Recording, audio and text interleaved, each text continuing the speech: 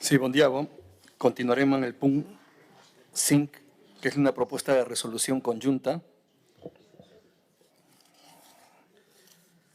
Es la següent: propuesta de resolución sobre la millora de la atención sanitaria y social de las personas afectadas por síndromes de sensibilización central. Y como había dicho, es una propuesta conjunta y té la paraula el grup parlamentari de Junts, el diputat Jordi Fàbrega. Gràcies, vicepresident. Bé, com bé ha dit, de fet, avui farà un any, o aviat farà un any, el 24 de novembre de l'any passat, vam tenir la compareixença de ACAF, de l'Associació Catalana d'Afectades i Afectats de Fibromiàlgia i altres síndromes de sensibilització central. I justament aquesta PR, que com bé ha dit és conjunta d'una bona part dels grups parlamentaris, neix de les reivindicacions que ens van fer arribar aquell dia i que ens vam comprometre a transformar en una proposta de resolució conjunta per mirar de solucionar aquestes reivindicacions que són fruit de les mancances de l'administració de cara a donar resposta a les seves necessitats. Avui, igual que fa un any, ens acompanyen representants d'aquestes associacions, per tant, deixi'm donar la benvinguda al David Cifré i al Sergi Estanyol, en representació d'ACAF. També ens acompanya l'associació d'Afcor Bona Fibro de Cornellà, la Maria Dolors Crisostomo, l'Elisabet López i l'Anna Belén Banderas, i també en representació de la plataforma de familiars de fibromiàlgia, síndromes de sensibilitat química múltiple i de fatiga crònica, la Cristina Montaner. I també deixi'm recordar que a l'abril d'aquest any vam aprovar en aquesta mateixa comissió una proposta de resolució, en aquest cas presentada només per Junts per Catalunya, però amb el suport de tothom, per a millorar l'assistència sanitària que es prestava en una d'aquestes unitats d'expertesa, concretament la de l'Hospital Santa Maria de Lleida. I és veritat que han passat 8 mesos i m'agradaria també denunciar que no s'han acabat de solucionar les disfuncions, per tant, encoratjar el govern a fer-ho. Breument, les síndromes de sensibilització central, entre les quals tenim la fibromiàlgia, la síndrome de fatiga crònica i la sensibilitat química múltiple. Recentment s'ha afegit també l'electrohipersensibilitat. Són malalties cròniques, complexes, multisistèmiques, d'etiologia encara no molt coneguda, però que tenen un fort impacte a totes les esferes de la vida de les persones afectades, altament incapacitants moltíssimes vegades i que requereixen aquesta atenció multidisciplinària. No afecten a poca gent, estem parlant entre un 3 i un 4% de la població catalana, per tant, entre 240 i 350.000 persones, amb un biaix de gènere que de tots és conegut. L'any 2017, el Departament de Salut va aprovar i va iniciar el desplegament d'aquest pla operatiu d'atenció a les persones afectes de síndromes de sensibilització central, que venia d'una iniciativa legislativa popular de l'any 2008 i que es va tancar aquell any, però que no es va materialitzar fins 9 anys més tard. És un pla pioner a Europa i al món que incloïa la creació i el desplegament de 18 unitats d'expertesa clínica per garantir aquesta assistència multidisciplinària amb aquesta integració de serveis i equitat territorial, amb pilars que serien l'assistència, la formació dels professionals i la conscienciació de la societat. Aquest desplegament es va anar fent durant el territori, és veritat que de manera desigual, no a tot arreu han tingut un desplegament igual a aquestes unitats, però sí que podríem dir que en general va millorar d'una manera substancial, a millorar la qualitat de vida i l'assistència de les persones afectades. Però darrerament el que hem vist, i ho vam denunciar inicialment amb Lleida i es va veure claríssimament amb aquesta compareixença que tots vam poder escoltar, és que aquestes unitats s'han anat diluint, moltes relacionades amb la jubilació dels professionals que les van començar, i amb aquesta manca de relleu, sigui per manca de planificació, sigui perquè no s'ha fet el relleu com toca, ha anat a empitjorar l'assistència que es presten pràcticament a totes aquestes unitats. I això posa de manifest que això ho hem de solucionar, i per això hi ha aquesta PR i que ens hem de congratular que l'haguem presentat de manera conjunta una bona part dels grups. Per tant, el que avui portem a votació justament és assegurar el correcte funcionament de totes aquestes unitats d'expertesa amb la dotació correcta de professionals i de recursos econòmics que siguin finalistes per la unitat, cosa que no ens passa a moltes d'aquestes unitats, i de fet tal com estableix un pla operatiu que encara és vigent. Per tant, el que demanem és que es compleixi aquest pla operatiu.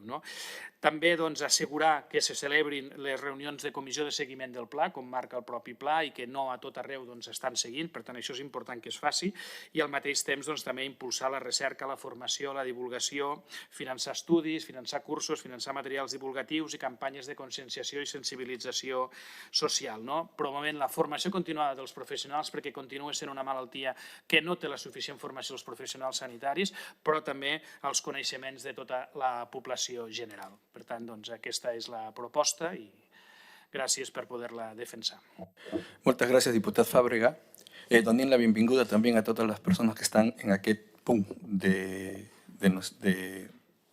la nostra Comissió de Salut. Y ahora es el torn del grupo parlamentari de Partit Socialista i Units per Avançar. Té la paraula la diputada Sabrina Araivi.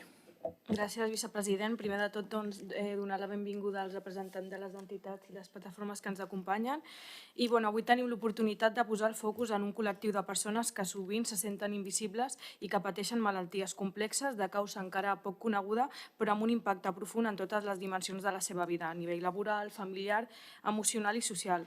Parlem de les síndromes de sensibilització central, que afecten, tal com ha comentat el diputat Fàbrega, entre un 3% i un 4% de la població catalana. Darrere d'aquests percentatges hi ha desenes de milers de persones, en la seva majoria dones, que conviuen cada dia amb dolor, fatiga, incomprensió i massa sovint l'estigmatització que causen aquestes malalties.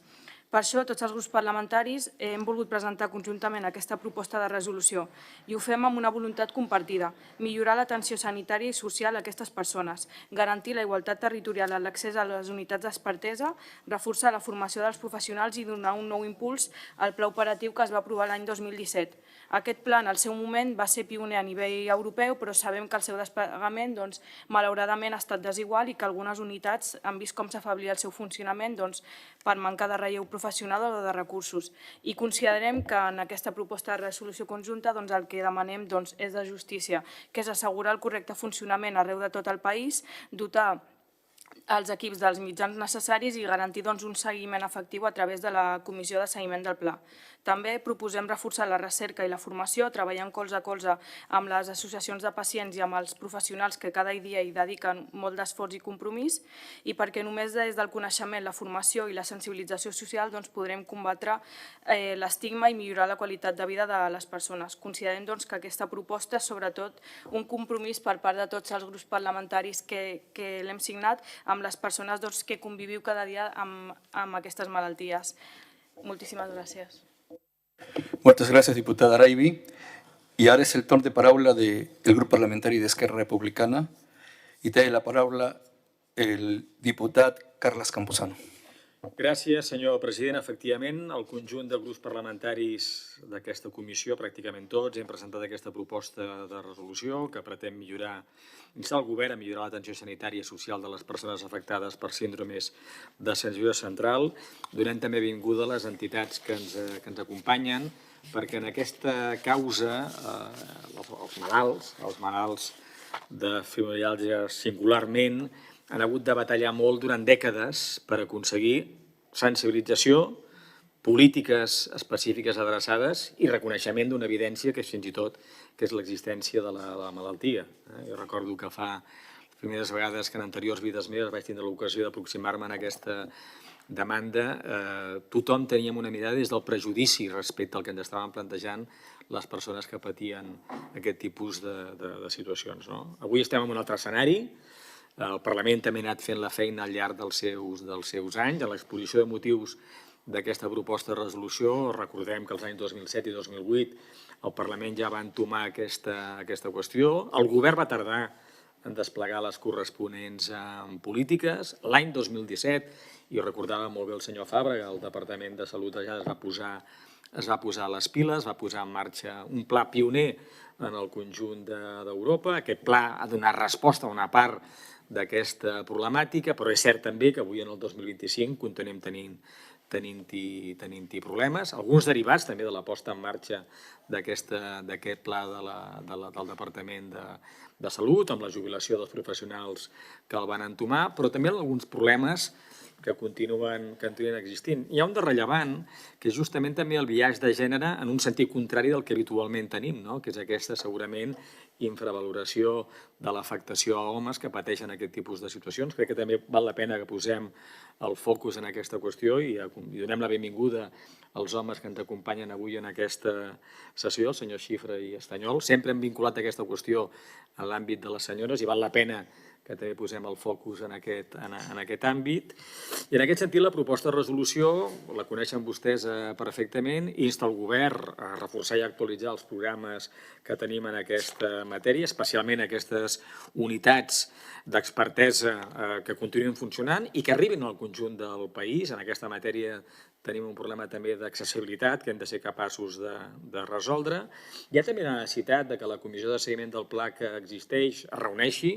Aquí ens arribaven certes inquietuds sobre l'absència de reunions d'aquest espai de seguiment, de participació i d'avaluació d'aquest conjunt de polítiques. I finalment, continuem tenint necessitat d'avançar en la sensibilització en aquest camp, més enllà de l'àmbit de la salut, especialment en el camp del món de les empreses, de major comprensió del món empresarial d'aquesta realitat, però també en el terreny de la recerca, de la investigació en aquestes malalties i també en la formació dels professionals del sistema de salut, que continua sent avui un gran repte, especialment en l'àmbit de l'atenció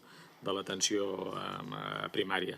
Sabent també, com ens succeeix molt sovint, que les necessitats en aquest camp no són estrictament només sanitàries, sinó que són d'ordre social.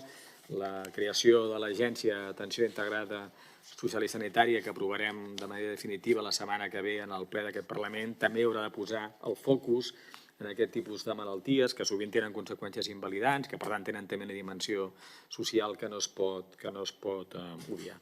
Res més i per tant estar satisfets que els grups haguem arribat a aquest acord i que avui la votació sigui, esperem, per unanimitat en favor d'aquesta proposta de resolució. Moltes gràcies. Muchas gracias, diputado Campuzano. Ahora es el turno de palabra del Grup Parlamentari del Partit Popular. Té la paraula la diputada Belén Pajares. Moltes gràcies, senyor president.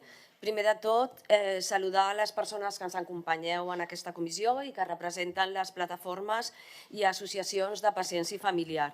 Segon, traslladar les nostres felicitacions pel 25è aniversari de la CAF, l'Associació Catalana d'Afectades i Afectats de Fibromiàlgia, que pròximament celebrarem.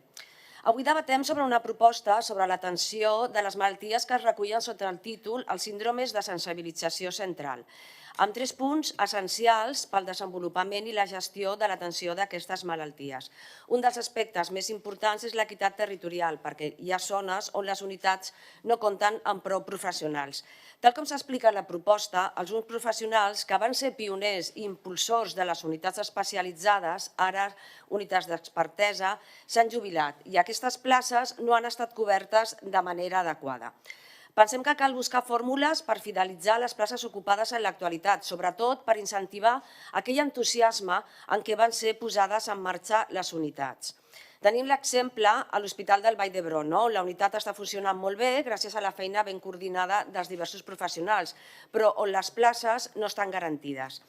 Si partim de la base, que és un pla d'atenció específic, amb un pressupost específic, és obvi que els professionals que hi treballen tenen que comptar amb l'expertesa i l'experiència en l'atenció d'aquestes malalties. Tenim, per exemple, el cas dels psicòlegs, que moltes unitats encara no tenen. Caldria que fossin psicòlegs acreditats pel Col·legi de Psicòlegs com a psicòlegs experts en dolor crònic i en síndromes de sensibilització central, perquè pot tenir més punts un psicòleg sense aquesta formació específica i, en canvi, no tenir prou coneixements i capacitació per atendre unes malalties tan complexes. Si passem al segon punt, és obvi que les comissions de seguiment són necessàries per avaluar el funcionament i introduir les millores o els canvis necessaris, però si no es convoquen no serveixen de res, senyories. Les reunions haurien de ser convocades semestralment i de manera regular. No té sentit que no es facin així i menys sentit té que siguin les associacions de pacients i familiars qui reclamin la convocatòria. La convocatòria té que partir del Departament de Salut de manera regular i semestral per poder donar compliment del funcionament i per poder introduir les millores i canvis pertinents. També és essencial les campanyes de sensibilització. Són malalties mal vistes, conegudes, es coneixen de manera superficial i, per tant, tenen poc reconeixement social. El grup popular, per suposat, donarem suport a la proposta, com hem fet des de l'any 2008, quan es va aprovar en plenari, en aquest Parlament de Catalunya, la resolució 203/8. Jo acabo ja, senyor president, perquè la veritat és que quan es presenten propostes que tenen a veure amb aquestes malalties, tengo sentimientos encontrados, que se dice en castellano, no? Per una banda, me n'alegro molt que ens tornem a retrobar, però per l'altra penso que des de l'any 2008 estan batallant per una atenció de qualitat i, per contra, no acaba de funcionar mai bé la seva gestió. Moltes gràcies, senyor president. Moltes gràcies, diputada Pajares. Ara és el torn de paraula del grup parlamentari dels Comuns i té la paraula el seu portaveu, el diputat David Cid. Sí, gràcies. Òbviament nosaltres donarem suport a la proposta de resolució, som com coimpulsors i, de fet, el primer punt jo crec que també és un dels més rellevants per nosaltres, en feia referència el diputat Fàbrega sobre la necessitat que hi hagi realment equitat territorial i especialment que garantim al conjunt del país aquestes unitats d'expertesa. De fet, ell en feia referència i és cert que el grup de Junts també ho va situar, nosaltres també, fruit d'una visita que vam fer en aquest cas a Lleida, sobre les mancances que tenia la unitat d'expertesa de Lleida ciutat. Per tant, crec que aquest és un element fonamental, és a dir, garantir que continuem amb aquesta bona experiència que nosaltres entenem que són les unitats d'expertesa, per tant, que comptin amb els recursos i els professionals suficients arreu del país. Per tant, això és clau, perquè hi ha la sensació, jo diria per una part de les entitats i fins i tot de les usuàries, que es poden anar deixant, no vull dir morir, però que no s'hi creu com en el seu moment s'hi va creure, i jo crec que al revés, i hem d'apostar-hi i hem de transmetre, o el govern ha de transmetre que hi aposta. Per tant, crec que és important també el segon punt, aquest pla de seguiment, per tant, per conèixer exactament què està passant, i finalment també, òbviament, donar suport al conjunt d'associacions i pacients en la línia d'enfortir la recerca, la formació i la divulgació d'aquests síndromes. Per tant, òbviament, nosaltres agrair a les entitats la feina que fan, posar-nos a disposició i, per tant, demanar a tots els grups que donin suport a la proposta de resolució i al govern que faci la feina. Moltes gràcies, diputat Cid. I ara té el torn de paraula el grup parlamentari d'Unitat Popular Defensem la Ter i el seu portaveu, el diputat Xavier Pellicer. Bé, bon dia, gràcies. Primer de tot, donar la benvinguda a les representants de les diverses associacions de totes aquestes persones afectades pels síndromes de sensibilització central. Traslladar-nos també que com a coproposants ens fa, com han dit altres grups, una mica de vergonya que un any després de les compareixences encara, com si diguéssim, les millores s'hagin quedat al tinter, i fer un toc d'atenció especialment al govern, però a tots els grups, dient que cal anar més enllà de les aprovacions simbòliques i les compareixences i els convits i dels afalacs a les associacions, i cal donar resposta a les necessitats que aquestes tenen, i per tant, òbviament, donarem suport a aquesta proposta de resolució i també destacar la necessitat d'aquesta garantia d'atenció adequada i equitativa a totes les regions de forma immediata, demanar també que es convoqui de forma immediata també aquestes reunions periòdiques de la Comissió de Seguiment del Pla, que ens sembla una qüestió fonamental per fiscalitzar la tasca que efectivament està fent el govern, i també treballar en aquest àmbit d'impulsar conjuntament amb les associacions, posant-les sempre al centre, tot l'àmbit vinculat a la recerca, a l'estudi, que també és no només recerca i estudi, sinó que també és divulgació i per tant també és combatre aquesta estigmatització. I sense més, donar les gràcies de nou a les associacions i a la resta de representants i traslladar el suport a aquesta proposta. Moltes gràcies, diputat Pellicer. En aquest punt no s'han presentat esmenes, doncs tenim 3 punts. Si podem votar tots, sí, sisplau. No havia terminat, només deia si podíem votar i després iba a demanar si algun grup parlamentari vol votacions separats. Sisplau, sí, és veritat, sí. Té la paraula el grup parlamentari de Vox i té la paraula la seva portaveu, la diputada Maria García Fuster. Gracias, señor vicepresidente. Bien, nosotros votaremos a favor de esta propuesta, como hemos hecho con todo y como creemos que hacemos con todo lo que puede ser bueno para los catalanes. No obstante, todos los grupos que nos han precedido han hablado de que es una propuesta presentada por casi todos los grupos. Y es cierto, a Vox nos han excluido de la forma más ruin y sectaria, como lo hacen de forma habitual, aun sabiendo que precisamente por mi profesión, médico especialista en anestesiología, reanimación y terapéutica del dolor, he tenido durante toda mi carrera profesional un contacto directo con todos los síndromes de sensibilización central, desde la fibromialgia, que llena las consultas de anestesiología del dolor, como ustedes bien saben, a la hipersensibilización química, que es una patología bastante complicada dentro de los quirófanos. Y, por tanto, podría haber aportado grandes mejoras dentro de la propuesta de resolución. Pero, claro, los grupos aquí proposantes son políticos, no son médicos, son políticos. Y sí, también lo digo por el señor Fábregas, son políticos. Y la verdad es que cuando han estado en el poder, tanto el doctor o el señor Fábregas, Junts con Esquerra, no han hecho absolutamente nada por esta causa, igual que por ninguna otra. Tampoco han hecho nada cuando ha gobernado el Partido Socialista con Esquerra Republicana.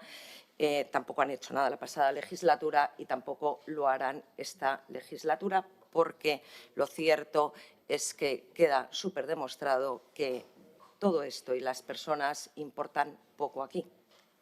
Gracias. Moltes gràcies, diputada García Fuster. I ara sí, com no s'han presentat esmenes, la proposta és votar els punts 1, 2 i 3 junts, sí, si tots estan d'acord. D'acord, sí? Perfecte. Bueno, vots a favor.